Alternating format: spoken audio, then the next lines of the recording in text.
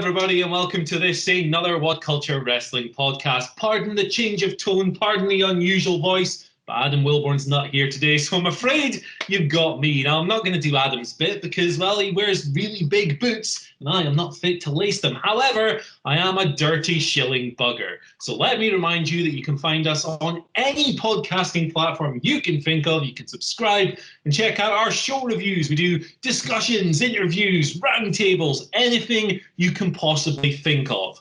We also do show previews, which is what we're going to do today. I'm not very good at these transitions. Tonight, it's Monday Night Raw. We're going to talk all the important points heading into it. I am joined by one half of the Dadley Boys, a man who is far more used to this than me, who I really should let do the intro.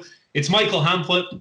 Michael, it's another week. It's another WWE show in an empty building, but the pre-tape shows are gone. We're live. We're back in the Performance Center, screening live, despite a WWE employee who we don't know the name of, seemingly falling ill, seemingly falling afoul of the ongoing global situation of WrestleMania tapings. Man, this is crazy. I think it's important that we kind of just dive into some big picture thoughts on these shows as a whole and WWE's decision to continue before we run through the topics relating to this show in particular. We've spoken a lot about this in private. Michael Hamflett, what do you think? Well, it's not great, is it, Murray? We sort of touch on this in every podcast about a current show now because it's impossible not to. That's the Wednesday Night War or our WrestleMania review or a Raw SmackDown preview or whatever. All of wrestling at the moment is deciding upon itself a set of rules with which to follow. AEW marginally better by the virtue of them trying to tape a load in advance. WWE doing the same previously before deciding to go live. Television networks appear to be backing the hell away and hoping that they'll make the decisions for themselves and then get themselves free of blame because Dana White was ready to put some UFC guys on a goddamn island and WWE haven't gone that length yet. Wrestling continues to determine that it is essential, that its wrestlers are key workers in a time where the world is making it very apparent who the actual key workers are. And I think that's where there's a huge disconnect. It's a debate that's a tough one to have because I've personally felt like quite a vocal online and through these podcasts critic of this sort of stuff for a long time. But yet, who am I to dispute what might be genuine escapist entertainment for people? However, the more that these arenas are empty, or so, for example, in the case of the socially distanced wrestlers in the AEW crowd, the more you're reminded of the actual events that have caused this in the first place. So is it escape or is it performative means of escape? I'm not so sure at this point if either of the companies know. They just continue to produce content because wrestling has this seemingly quite toxic show must go on mentality. Raw tonight, as like we're doing a preview right now, and I don't think anyone would be shocked to know that we might go looking on WWE.com for their points about what they might raise about this show. They don't have anything to preview this show at this point. They have a 30-second trailer that they've obviously submitted for the consideration of USA Network, not for their audience, not for people tuning in. Even they know that this is no longer it, Chief, and yet on we go back into the live realms. It's weirder than it was before, and it was pretty weird before. Yeah, it's an interesting one to think about. With regards to the point of escapism, it's one that I've thought about a lot since the news of the employee falling sick has come into play. And it's kind of like, well, you look at the numbers for these shows and viewerships are down and stuff, and it looks like an increasing portion of the audience maybe doesn't see this as escape, because how much escapism do you really have when you're looking at like a space where fans would used to be, and there's silence where a wow or a pop or a cheer would usually be. It's a really tough one to dive into, and look, no one's going to demonize anyone for watching these shows. It's the company's decision to keep on going. Just seems kind of crazy. I wonder if we're going to end up in a UFC-like situation where it's going to force someone higher up the chain of command to make a decision. In UFC's case, it was Disney and ESPN going, hey, Dana White, brother, you're crazy. We are not going to broadcast this carnival of a mess on Island, you nutter. I wonder if it's going to get to that, or God forbid, somebody falling seriously ill, because now we're at a stage where the company is literally going against state guidance. The experts have said, don't do this. The ringside physicians, I don't know the full name of their organization, but they cover pro wrestling, as well as legitimate combat sports. I've said don't do shows as well. It's just exactly what you said. It's the show must go on mentality. taken to a crazy extreme through a very difficult time, and their statement was kind of funny, the whole fabric of society thing. I mean, that's obviously, that felt as close to Stephanie McMahon comparing the 9/11 terror attacks to her father's steroid trial in that episode of SmackDown, in that way that we know that that company behaves and this industry at large behaves. But like, people could and shouldn't look at wrestling as this thing that exists in the grey area. WWE, like everywhere else, is a workplace, and if it was up to me at 8:15 every morning, I'd be hugging you in the What Culture offices. But we're not. We're having this conversation over Skype because that is our workplace currently, because we are being asked to follow regulations and we're being asked to follow guidelines. They are not law, but they are things that everybody within a realm of acceptability can do. Can is not should. And Vince McMahon is choosing not to follow those guidelines because they are simply guidelines. As you say, from a network power or from legal legislation, there would be no choice. But until forced, it's hard to imagine wrestling behaving any differently. Yeah, absolutely, man. It's going to take something seismic, I think, and out with WWE's sphere of control for this to change. But we roll on. We're looking at Raw here. WWE curiously starting advertising Raw as the home of champions. I've got a little video on .com. Interesting one. I'm pretty sure there are champions on SmackDown as well, but hey, no others. I guess the first big thing to talk about is Drew McIntyre. So last week, he had his little confrontation from after WrestleMania. 20 minutes after he beat Brock Lesnar, he beat the goddamn Big Show because you gotta beat the monster, pal. If you want to be minted. I thought it was fun. No matter. Are we going to get something a little bit less short-term from Drew tonight? Are we going to see a feud emerge? What do you think is going to happen with the big, sexy Scotsman? I think they'll probably go down that route. I think it's... Because this is the thing, if WWE are going to take this as a business as usual approach, we can expect some business as usual WWE. We can expect the WWE champion to come out and say, I conquered the beast at WrestleMania and now I'm going to have a rival. And then he's got to get a rival, and then they're going to work towards a pay-per-view that's going to take place in the Empty Performance Center with Money in the Bank in May. What I liked about the build-up to WrestleMania, in that awful fog of everything collapsing within itself, was how the promos completely changed. The lack of a crowd, the cadence of the wrestlers didn't need to play to an audience. All of it combined and coalesced to make for some quite like atypical promo fare from some of the top guys. Drew wasn't one of them because he was off in Scotland doing that incredible vignette, lifting barrels and shouting about your great nation. But now is the time for him to step into that role. He comes across extremely affable when he's just speaking without the crowd to have to big himself up to. You know, even last week before the Big Show came out, there was just a sense of the human being underneath the big muscular bluster of this man. There was that fear that he was kind of going down the Roman Reigns route with the way that they were pushing him, because they only have one way to push big muscly baby faces. And this might actually be a saving grace from that. I actually pitched this for Braun on SmackDown, and they didn't go in that route, so I don't imagine they'll do this. But I would quite like more of what we saw last week with the Big Show. I don't mind if we don't yet have a heel and we have different heels that want to try him. Think John Cena in the US Open Challenge, where you've got a top star defending a title against all comers. Title shots themselves, title matches feel like main events in this era where wrestling itself isn't an event. It's quite a nice shortcut that they could continue to take until, I don't know, Seth Rollins says, I want my title back, or something like that. I'd rather they get a little bit more creative, because I think there's so much more meat on this character that they can like flesh out. Yeah, I think it's a really good shout, because if you look at the roster of heels right now, well, there's not really an obvious choice to step up and challenge Drew here. I mean, Randy Orton just took the pasting of a life, losing via his own preferred concerto, obviously, that he stole from Edge in the first place. Seth Rollins lost at WrestleMania. He won last week, but, you know, he squashed a jobber. AJ Styles is technically dead, although he has chimed into social media to let us know he's okay. Did he escape from the Grive community? There you go, man. He hates those communities. But we don't really have a clear path. We don't have like a clear guy that we can look at and go, yeah, this guy should get the shot straight away. So it's clear that they're going to have to build someone from beneath if they want to work a more traditional program. I would love to see them go down that open challenge route. However, something tells me that they're just going to go, hey, forget that you lost at Mania. Here's Seth Rollins, because he's just a guy you can slot into that role straight away. He can take the loss. Drew can move on. They've had good matches in the past as well. Although I really like the idea of building Drew up as some kind of, and always sound foolish when I say this, when anyone says this, I like the idea of building him up as a work rate champion after Brock Lesnar. I love Brock Lesnar, but, it's something different, right? Yeah. It's not the special attraction who shows up and wrestles for 5 minutes every 3 months. Well, that was what Seth was supposed to be, wasn't he, as well? They had the very same intent this time last year, so there's no reason to say they wouldn't do something like that with again. And Drew's I don't know. No, I wasn't saying more unique, but a different prospect than Seth as that top guy. Yeah, absolutely. Totally different set of attributes, and hopefully he's able to catch on well. The quarter-hour numbers for last week's Raw were supposedly really good for him and Big Show, so thumbs up. Yeah.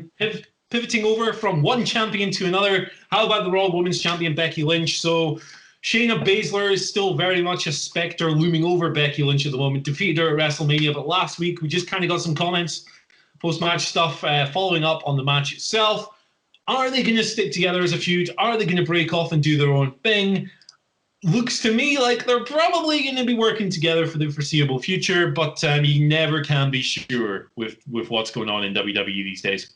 Yeah, I don't know what to do for the best, to be honest. The match wasn't particularly well received. I don't think anybody, even internally, let alone externally, quite knows how to read this Becky Lynch character at the moment. Shayna Baszler's call-up's been not all bad, but all quite muddled.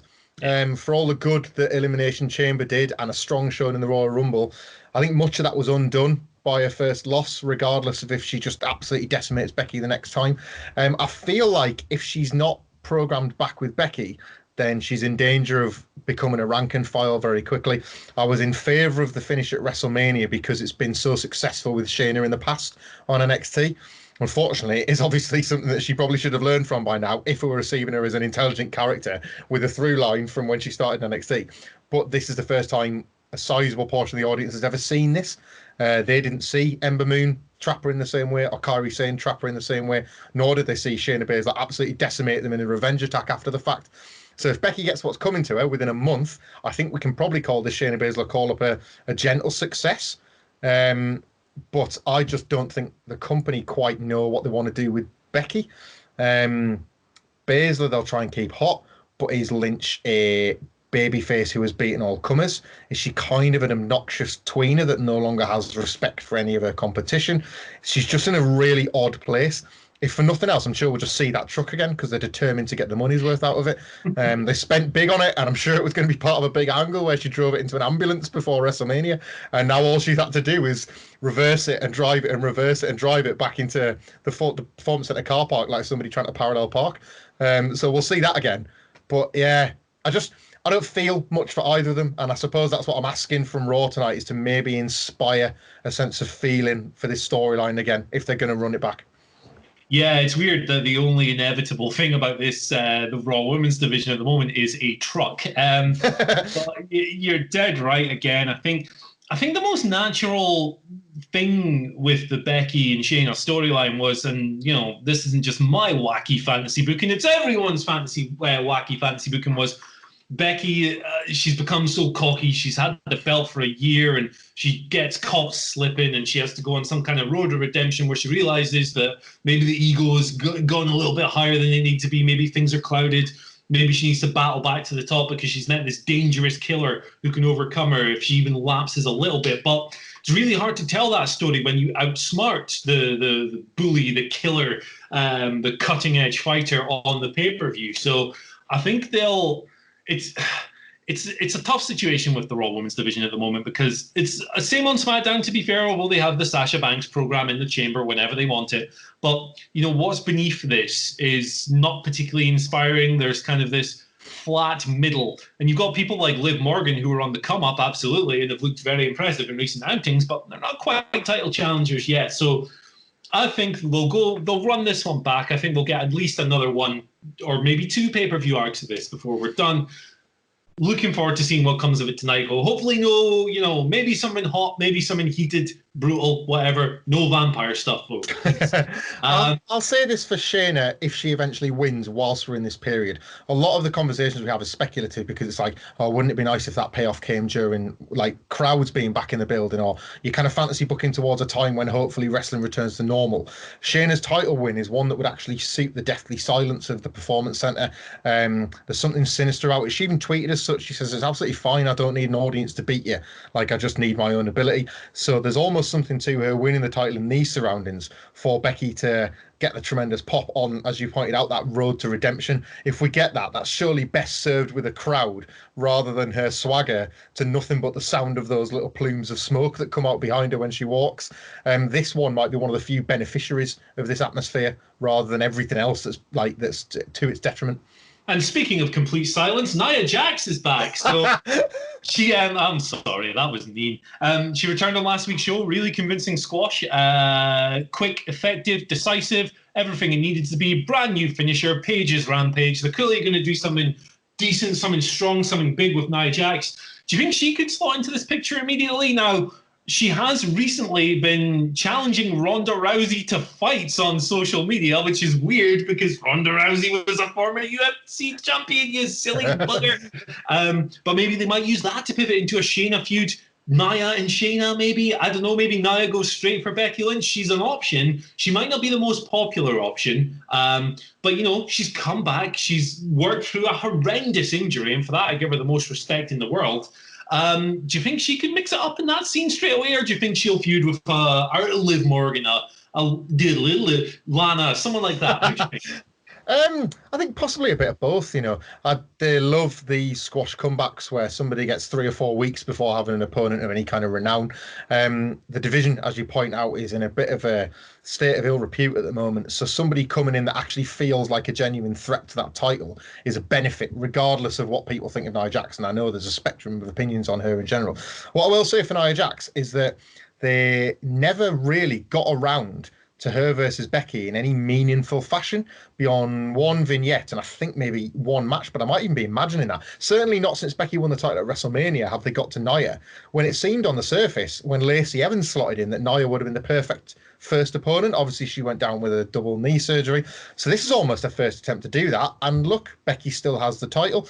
So if not Shayna, or if Shayna has to go in another direction or into Money in the Bank or has to find a way to get her own shot, Nia is a great opponent because of all that inbuilt story. These challenges to Ronda Rousey could be to inform that Nia's got the power of the punch. Yeah. It takes one expertly done video package to remind us the damage, personal and professional, she did to Becky Lynch in 2018. She could even claim credit for the rise of the man. She could say, nobody would have thought anything about you unless I hadn't splayed your nose all over your face. You know, there's instant storyline there where even if she's getting put down in one pay-per-view, she at least feels relevant for the now. She is a divisive type, Nia Jax. Her work, I think it's fair to say at times, should have been better given the opportunities she's had to improve. I don't think that's too controversial, but she definitely provides something different and something spicy for a division in desperate need of it. So if nothing else, I'm curious to see how they book her. Yeah, absolutely. And how's this for a wacky fantasy booking idea? It's Money in the Bank. It's coming up. Sometimes you might want to fill in opponent for that pay-per-view because it's a big transition with the briefcase and stuff. You have Nia versus Becky at this pay-per-view. You have Shayna win the briefcase and cash in on the same night. That way you do the Becky versus Shayna match again at the next pay-per-view. Something they might do if they're thinking about it. They never had to. That was done with Alexa Bliss with Nia and Ronda, so they never had to deliver a finish with Nia and Ronda, and they love those creative outs to being able to save the combination for another day. So Becky and Nia could even have their results saved by such a thing. I wouldn't be against that. Let's see how it goes. Might be fun. Speaking of Money in the Bank, so this week apparently we're getting the start of the qualifiers for the match, the men's match, the women's match. Curiously, we've had something like 2 matches announced for SmackDown. I think Cesaro versus Daniel Bryan is one of them. Sign me up. But not a single one announced for Raw. Maybe we'll get some tonight. Maybe we won't. It seems likely that we will. Michael Hamflett, any early favourites to get in there? Any early favourites to win? And who would you like to see compete in these matches? I mean, we don't know yet because they're obviously making this up as they go along, and they need to I would like to see Seth Rollins be a part of it. I think it's okay that he can enter a match like this if he wins a qualifier. As you say, winning a squash last week doesn't exactly entitle you to a world title shot, but it does at least sort of keep him on the bubble for a qualifying win. And I think he would be a great addition to it. As much as I don't particularly want to see him and Owens interacting too much, Kevin Owens has to feel like something of an early babyface favourite for the men's one. Sure. Huge momentum coming out of WrestleMania. That program and that match delivered in ways I don't think any of us would have expected when we were pretty bored of it around Royal Rumble time. So how they reheated that and rehabilitated it was a success story for the pair of them. Owens is good at these big stunt and bump weapons matches as well, so tends to service it well. Although how much I want to see a Money in the Bank match in the empty Performance Center, I don't know. So he just feels to me like one of the perfect guys to do it so far. The other guy who you can't rule out, because of course he got past Apollo Crews in 27 minutes on last week's show, is Aleister Black. He remains the guy who you just sensed at Christmas it was either him or Drew McIntyre for the Royal Rumble. It seemed as open and shut as that. Vince McMahon had two tall, long-haired, bearded guys, and it was like Scottish guy or goth guy, and he flipped a coin. And Scottish guy won the toss, and he went on to, like, basically whoever won that toss was going to get to become Kevin Nash for the night. And it was Drew McIntyre, and suddenly he wins the title at WrestleMania. Aleister Black went on the black burner for a little bit. You having that? Oh, come on. And now there awaits a briefcase for him to rise up that pallet, up that ladder, and win it. They are not what I'm getting at here, with all flippancy aside, is they're not short of those upper mid carders on the bubble for this match. So expect the expected. Expect all those guys to win fairly basic qualifier matches, so that you actually have a sense of tension at the pay-per-view. Yeah, I think we'll get like at least one of Ricochet, Cedric, now that they're teaming, Angel Garza, maybe even Austin Theory. I think these are the kind of people that will show up in the qualifiers. Looks a lot like they're using loads and loads of NXT guys these days as well. So, hey, who knows? Maybe we'll get a Forgotten Son. Someone in there. Gunner. Jackson Riker doing his scary eye thing in the middle of the match could be a sight to behold. But, Money in the Bank is a fun pay-per-view.